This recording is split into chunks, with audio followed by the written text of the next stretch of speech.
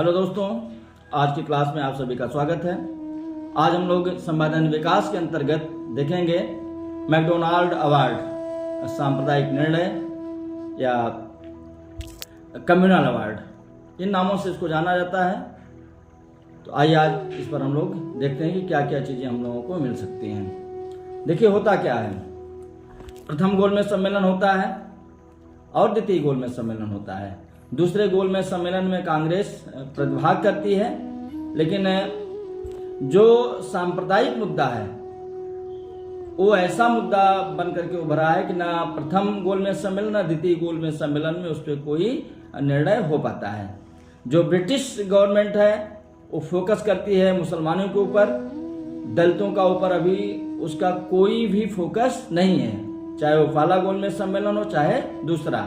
जबकि दलितों के प्रतिनिधि के रूप में डॉक्टर भीमराव अंबेडकर जी तीनों गोलमेज सम्मेलनों में प्रतिभाग करते हैं। दूसरे में भी प्रतिभाग करने के बाद अभी उनको कुछ हासिल नहीं हो रहा है। और जब 1 दिसंबर 1931 को ये सम्मेलन समाप्त होता है, उसके बाद गांधी जी 28 दिसंबर को जब बम्बई वापस आते हैं तो यहाँ की स्थिति एकदम अलग हो जाती है।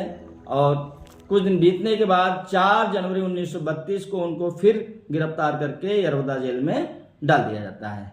तो ये घटनाएं हो रही हैं।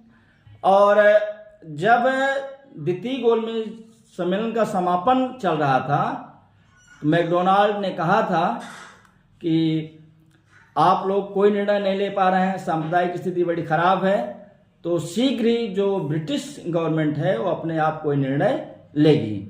और वो निर्णय क्या था? अब उन्होंने एक नई बात डाल दी कि दलितों के लिए उन्होंने पृथक निर्वाचन मंडल की व्यवस्था कर दी।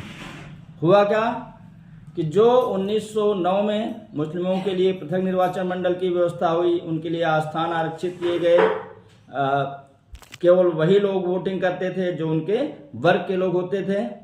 1916 में कांग्रेस और मुस्लिम लीग का समझौता होता है, वहां पर भी इसको बढ़ावा मिलता है।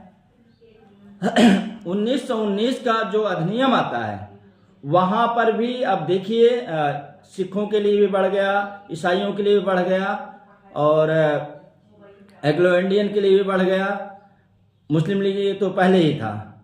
और जब कम्युनल अवार्ड आता है तो यहाँ पर महिलाओं के लिए, सिखों के लिए, ईसाइयों के लिए, आंग्ल भारतीयों के लिए,